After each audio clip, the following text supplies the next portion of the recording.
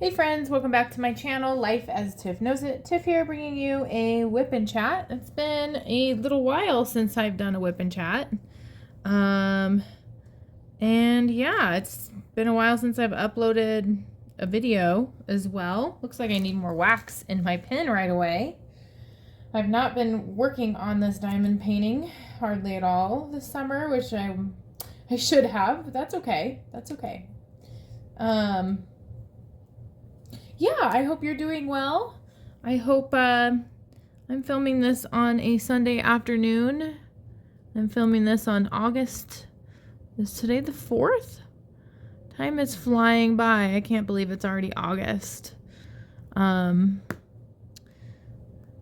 it is hot today. It is cold in my house because our AC is working. I think I have a little bit of a cold right now, actually, because I am actually freezing as I'm filming this WIP N Chat, but, you know, that's okay. That's all right. Wanted to take this WIP N Chat to kind of update everyone with what's going on and hopefully like kind of like verbally process some of my feelings as to life lately. I feel that, you know, things can just change so quickly. And things that you think are small things, they can become big things. And everything that you plan kind of goes out the window.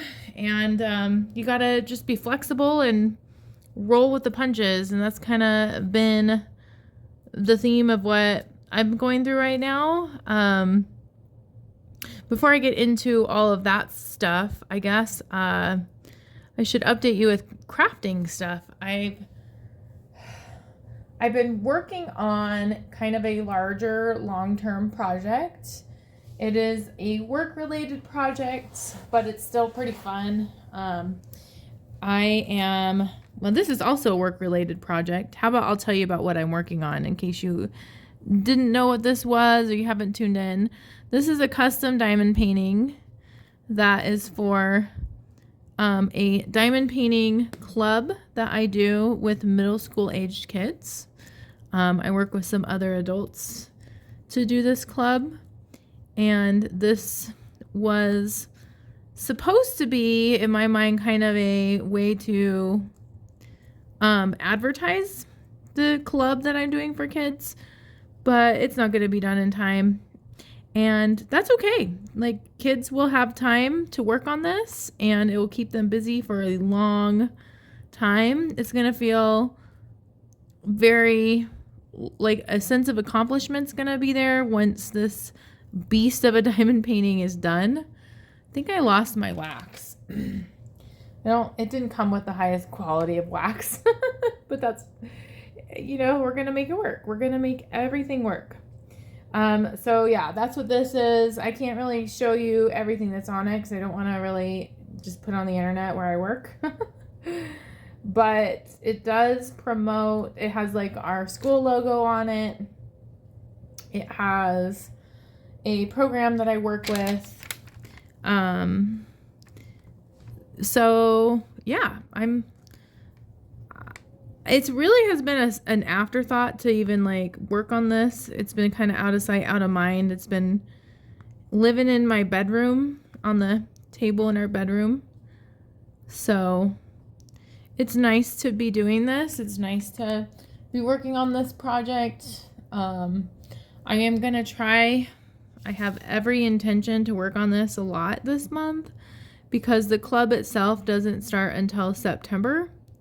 So although I might bring it to work to kind of advertise it that way so kids see it in my office. We'll see. But the other project I'm working on is a knitting machine project. I'm making like cushions for my office furniture. So I bought these stools at IKEA, because they're super inexpensive,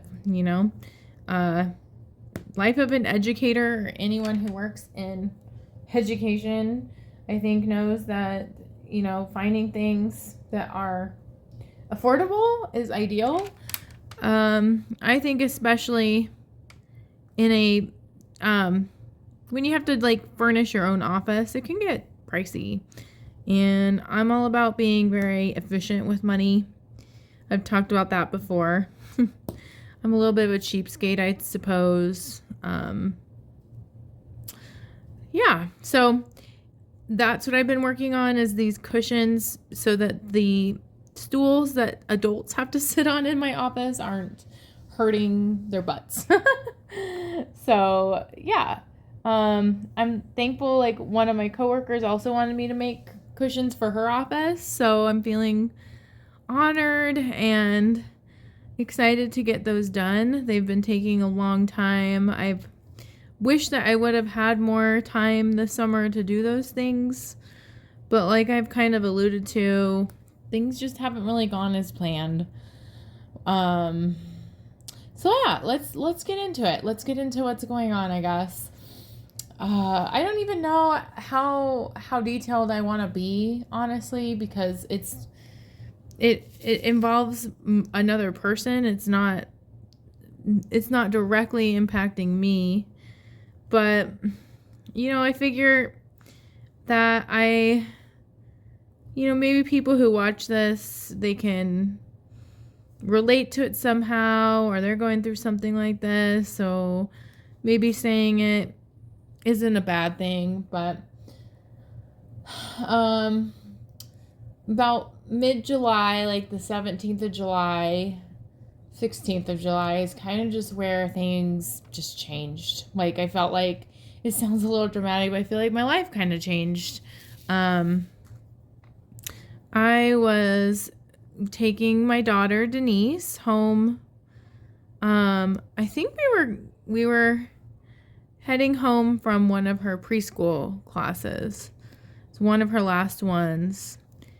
And my mom had been Facebook messaging me just saying that my dad has a dentist appointment, which is a little unusual for my dad. He hates dentists. He would do anything to avoid the dentist, but he's been in a lot of pain, had some mouth pain, thinking it was a tooth, like a tooth that needed to be pulled, which he's had to have teeth pulled before, I believe.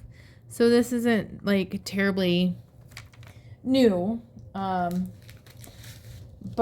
it kind of escalated where it wasn't just the dentist pulling a tooth. It was the dentist sent my dad to an oral surgeon, and then apparently the oral surgeon could not figure out what was going on. And at that time, all I knew is that they sent him to the emergency room, which, like, not even urgent care, but emergency room, which is like, that's startling. Like, what's going on? And what I learned the oral surgeon had said is that he took, I'm assuming, an x-ray, some type of scan of my dad's mouth, and had said that half of my dad's jawbone was gone. Which, how scary. Like, what? And so what I learned a little bit later, although I think maybe that's accurate now that I'm thinking about it, is that it was a tumor, but I do think that tumor ate away at my dad's jawbone. That's what the recent doctor has said. So I was like concerned, like, is my dad okay in the moment? Because, when you think of a tumor, you think of cancer. But from my understanding, and I do have limited knowledge, I should say all summer long, I've been watching these videos before I had any idea about my dad. It's called, the YouTube channel is called A Patient Story, and it talks about like people's journeys into finding out that they have cancer and their treatment. And I don't really know why. It felt it's kind of like, the algorithm suggests things based on what you're watching, and I find it really intriguing, and it kind of like, I don't know what it was about it that I enjoyed. I just liked hearing about people's stories and their resiliency and getting through it, and it just kind of made me feel grateful that I'm not going through anything like that. So it's kind of ironic that I'm more well versed in cancer and the process of diagnosing cancer than maybe other people, because I've watched so many YouTube videos of people's journeys. Now, everyone's journey is different. But my thought process was, I don't think, unless like he needs an emergency surgery or something is like actively like urgent. I mean, obviously a tumor is urgent, but they wouldn't keep him in the ER. And so when my mom said that they're keeping him overnight, that was really scary. Like is something going to happen like urgently that's life-threatening? So I went to where my parents live the next day. I decided not to go at night. I just thought, I'm going to be exhausted. I need to get a good night's sleep. I'm going to go. And what I did find out was that my dad elected to stay in the hospital because they could expedite the process of getting a CAT scan and a CT scan and and a biopsy, all the things that are needed to kind of come up with a next step to see what this tumor is. So he told me that when I visited him in the hospital, and I was relieved to hear that. Like, that's the reason. It's not like, he's going to cardiac arrest or anything crazy like that. So the next part was hard was after the biopsy was done, they gave my dad painkillers and sent him home, and we had to wait for like 5 days to figure out, was it 5 days? It felt like longer, like to figure out, is this cancer? And, I had assumed, yeah, it is. It's cancer. I couldn't see how it couldn't be cancer. Like a tumor that's eaten half his jawbone, like, putting two and two together, it seemed pretty obvious to me. And so we did find out on my dad's birthday of all days that it was in fact cancer. And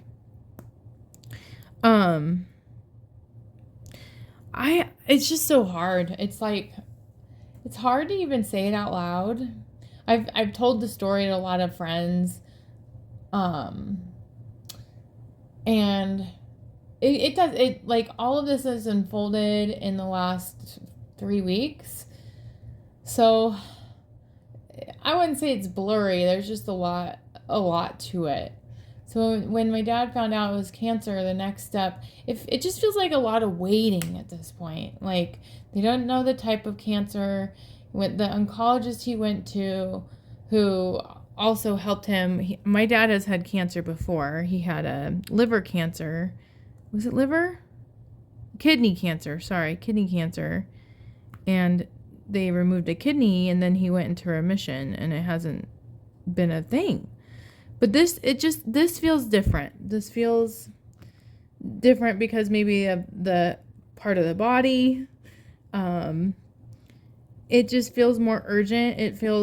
It's scary. It's really scary. So the oncologist that he talked to where he lives said that my dad needs to go to a specialist who specializes in jawbone cancer. And that specialist, I mean, I think it's a blessing. I'm so grateful, is really close to it's close. I wouldn't say really close, but it's close to where I live. So it sucks for my dad. It sucks that his treatment that he's gonna need is like so far away from where he lives. It's like 77 miles, I think is what I looked up. It's far, and when he doesn't feel good. I think that's been the other part that's just like been really hard for me to watch, is my dad can't eat anything right now. Like he can, I mean, he can drink things, and he just can't chew. He can't chew right now. He's like consuming things. Milkshakes, juice,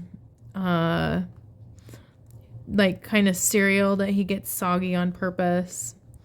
He might be able to do oatmeal if he tried, but he can't close his mouth. It's just like deteriorated so fast. Like in my mind, it's kind of like one day, you think you have a toothache, and then all of a sudden you're impacted so much that you can't go to work and you can't eat. Like, and this all happened in 3 weeks. Like, what is, like, it's baffling to me. So the next step in this was to go see another oncologist and a surgeon, because they're going to need to do a surgery. And the surgery, so that was this week. And it's just like, I think it's just so strange for me because of the timing. Like, my summer break is no longer summer break, and I actually missed the first day of the school year to go to this appointment with my dad. And it's not a complaint. I will do it. I'm glad I did it, but it feels very surreal to me that I'm sitting here on a Sunday and work has already started for me, and my brain is just like not even like comprehending what it, like, all of the stress that usually is associated with going back to work. Now, I mean, I am stressed. I feel overwhelmed. I think my body is kind of just tired. That's why I think I'm so grateful for my husband, Bill, because he asked me, what do I want to do today? And I said, I want to film my WIP N Chat, and then I just want to lay in bed. Like, I just want to get my work done I need to do, since it's not even because I missed my first day of work, but just because there's so much to do at the beginning of a school year. I just want to lay in bed and do it. Like, I just want to relax. I just want to not, like, have to do anything except focus on what I need to get done. So I'm really grateful, like, that Bill is there for me. Like, I don't know how I could do this if I was just, having to watch Denise alone. So the timing has been good in some ways in that regard. Like, I have this whole afternoon and evening to just lay in bed, and I'm going to go to bed super early tonight. I'm kind of jumping around in my story, but back to that appointment. I went to that appointment with my dad I think he's actually the surgeon.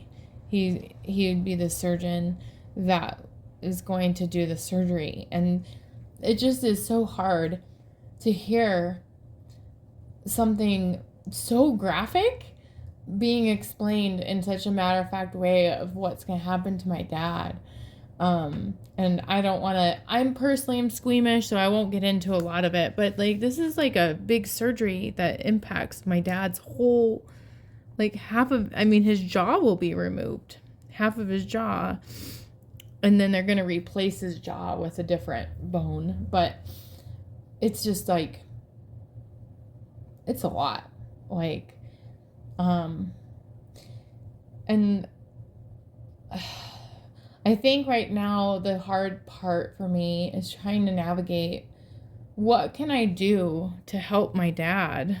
I mean, I know what I need to do, and it's going to be like hard. It's really the biggest thing, I think, is helping him get to those appointments. And so the big thing I'm trying to like figure out with my parents is like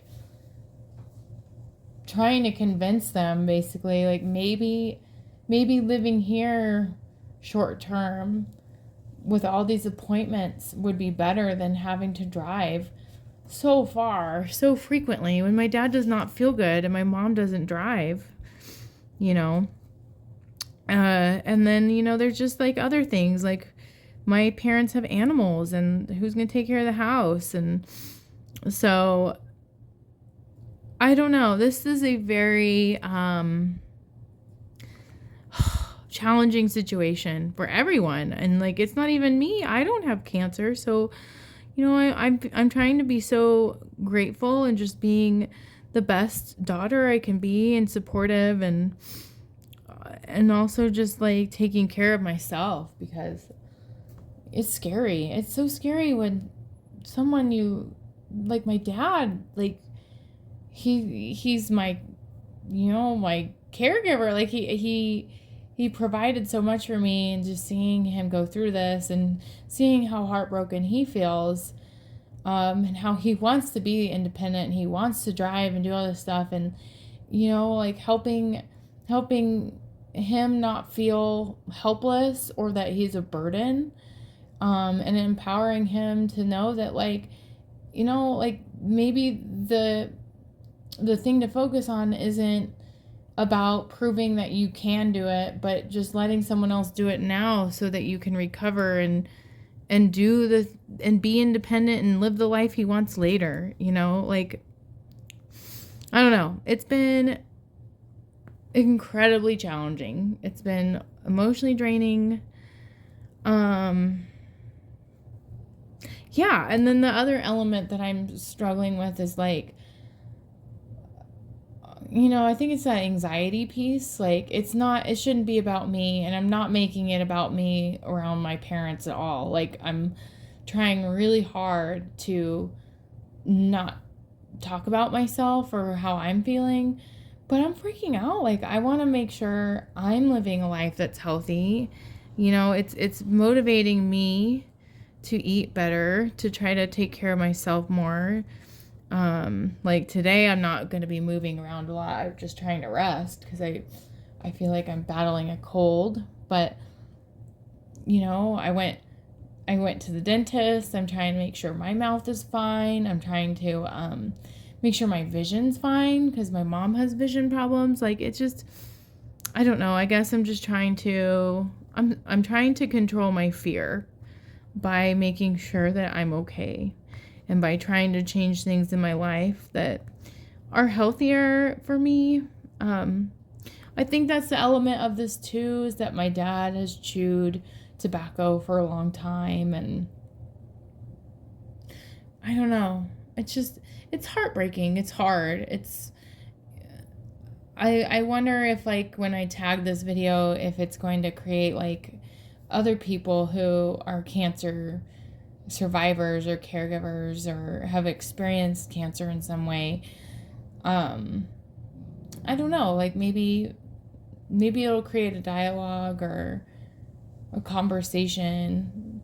I really didn't think I'd be sitting in this boat. I didn't think this was something that I would need to worry about firsthand, like from a parent. And yeah, it's not, I don't like being here. I don't like this. And I think I really need to just take care of myself and try to figure out a plan that's going to work best for everyone. And I really hope that my parents are open to maybe staying here for a while so that they're not having to drive, or I'm not having to drive, or they're not going to have to be in a car for like almost like 3 hours there and back. So I'm hopeful that the next time I do a WIP N Chat, maybe I have a little bit more of a direction, a little bit more clarity on how to support, and just like hoping that, reporting that my dad's okay. Like, that's the biggest thing. The surgery's scary. The recovery afterward is scary, and he's going to be having to travel here so much. It just weighs heavy on my heart, and it makes me feel so sad. and overwhelmed, honestly. But I'm going to get through it. My dad's hopefully going to get through this. Like, I'm going to do anything I can to support him. And, you know, I'm wanting so much to, I'll still do YouTube. Honestly, I didn't upload a video last week because it didn't even, like, cross my mind. Like, I just feel that, like, my life right now is just different. Like, I feel that everything that I used to do, like, it just doesn't, I don't even think to do them. I'm just kind of in a limbo of sorts right now. So, I don't know. I think I might end the WIP N Chat here. I do have a quote. And it does, I think maybe I didn't really say this very clearly, but it also is making me feel really gratitude, like a lot of gratefulness and gratitude for just like little things, and mindfulness and just how precious life is. And it said, the quote I liked is, I hope you breathe fresh air, go barefoot in the grass, hug the trees, dance with music of your soul. I hope you get to frolic until your heart is content, and I hope laughter fills your lungs with joy. And I love that. Like, you know, don't take life for granted. Don't take any moment for granted, because it can change so fast. It can change. And it did. It did for my dad. It is for me. And, yeah. So I'm going to leave it at that. Thanks for listening to me. I hope you're doing well. And please consider supporting my channel. I don't usually talk about such down things like this, but I just felt, you know, this is what's going on in my life, and if I didn't mention it, I don't feel like I'd be genuine with you. So thanks so much. Have a good rest of your day. Bye.